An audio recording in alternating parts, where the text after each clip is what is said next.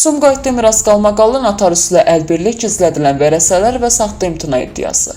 Sumqayıtda yaşayan vətəndaş Tarverdiyev atasından qalan mirasın mənimsənildiyini, bunun isə qardaşı Tarverdiyev Davud Sabiroğlunun notariusla əlbir şəkildə həyata keçirdiyini iddia edir.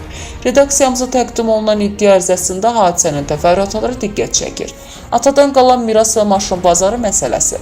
İddiaçı bildirir ki, atası Tarverdiyev Sabir Rəhimoğlu 2015-ci ildə vəfat edib. Onun sağlığında Bakı, Sumqayıt, Xızı, Abşeron və Samuqda daşınmaz əmlakları həmçinin Sumqayıt maşın bazarı olub. Məlumata görə maşın bazarı Vicdan və Vicdan 1 MMC-nin balansında idi və 1997-ci ildən etibarən ailə üzvləri şirkətin təsisçiləri sırasında göstərilib. 2005-ci ildən sonra ailə üzvlərinin hər biri şirkətin təsis payına sahib olub. Lakin atanın ölümündən sonra bazardan toplanan pulların qardaş tərəfindən, Davud tərəfindən ədalətsiz bölüşdürüldüyü iddia olunur. Torpaq hədiyyəsi və aldadaraq imtina. Ərizədə qeyd olunur ki, Davud bacılarını Sumqayıt şəhər 4 saylı notariat kontoruna çağıraraq torpaq və ev hədiyyə edəcəyinə söz verib. Lakin sənədlər arasında vərəsəlikdən imtina ərizəsi yerləşdirildiyi və onları aldadaraq imza attırdığını bildirir. Nəticədə 11 noyabr 2017-ci ildə notarius Rüstəmov Cəlaləddin Qüdrətoğlu yalnız Davudu vərəsə kimi tanıyaraq ona vərəsəlik şəhadətnaməsi verib. İddiaçının sözlərinə görə ailədə ümumilikdə 14 uşaq olmasına baxmayaraq, onların yarısı gizlədilib və mirasdan kənarda saxlanılıb. Şikayətlər, prokurorluğun qərarı və yeni mübahisə. Hadisə ilə bağlı müxtəlif qurumlara şikayətlər edilib. Prokurorluqda araşdırma aparılsa da 24 fevral 2025-ci il cinayət işinin başlanılmasına dair qərar qəbul olunub və məsələ mülki mübahisə kimi məhkəməyə yönləndirilib. İddiaçı əlavə edir ki, prokurorluq araşdırmaları dayandırdıqdan sonra qardaşı əvvəlcə 290 kvadrat metrlik iaşə obyektini ona verməyə razılıq versə də, sonradan bu vəddən imtina edib. Hüquqi arqumentlər. İddia ərizəsində Azərbaycan Respublikası Mülki Məcəlləsinin bir sıra müddiaları və Konstitusiya Məhkəməsinin qərarları əsas gətirilir. Əsas vurğular. Vərəsəlik hüququ qanunla qorunur və mirasdan imtina yalnız vərəsənin açıq iradəsi ilə mümkündür. Vərəsəlik şəhadətnaməsi hüquqi təsdiq edici sənəd xarakteri daşıyır. İmtina isə ehtimal üzərində qurula bilməz. Mirasın faktiki qəbulu və istifadəsi vərəsəlik hüququnun tanınmasına əsas yaradır. İddiaçı məhkəmədən 11 noyabr 2017-ci il tarixli vərəsəlik şəhadətnaməsinin ləğvini və atasından qalan əmlaklarda öz paylarının tanınmasını tələb edir.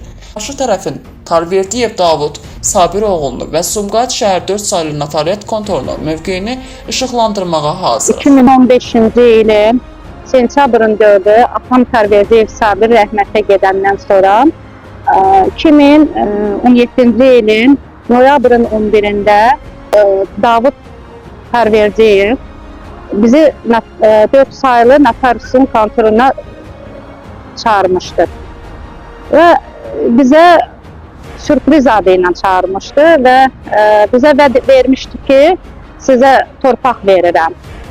Biz bacım Nərgiz Tarverdiyeva Sabir qızı, İsmət Tarverdiyeva Sabir qızı və mən Səbnə İsmailova Sabir qızı, biz üçümüz həmən günü yığışmışdıq notariusun, 4 saylı notariusun kontorunda. Rüstəmov Cəmaləddin, notariatın rəhbəri bizə başa salmadan başqa bir sənədə qol çəkdirmişdi və bizə başa salmadı ki, bu sənədlər nə üçündür. Bizə deyilmişdi ki, 6 sot torpağa siz qol çəkirsiniz. Amma biz həmən günü 2 sənədə qol çəkdik. Bir sənəd 6 sotun torpağına qol çəkmişik, qalan əlavə sənəd qoyuldu və ona qol çəkdirdilər. Bizə imtina elətdirdilər və bizim o xəbərimiz olmadan. Və ondan sonra, bir neçə il üstündən keçəndən sonra bu torpaq məsələsində qardaşım torpağı təzədən geriyə qaytarmaq özü üçün istəyəndə bu söhbətlər açıldı. Bizə verdiyi torpağı geriyə istədi. Bizdə də şübhə yarandı. Biz getdik notariusu araşdırdıq, bizə aydın oldu ki, biz imtina eləmişik, varislikdən imtina eləmişik. Və ondan sonra da mən məhkəməyə müraciət elədim.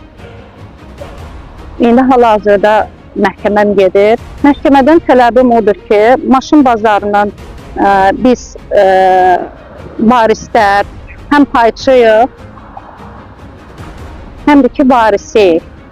Değerli izleyiciler, Sumqayıt Maşın Bazarının direktoru Tarverdiyev Sabir məhrumun evlatları öz atalarının payından, öz atalarının mülkünden daha doğrusu pay istəyirlər. Bunun için məhrumun evladı İsmailova Sumqayıt şəhər məhkəməsinə müraciət edib. Növbəti məhkəmə 28-i saat 9:45 təyin olundu.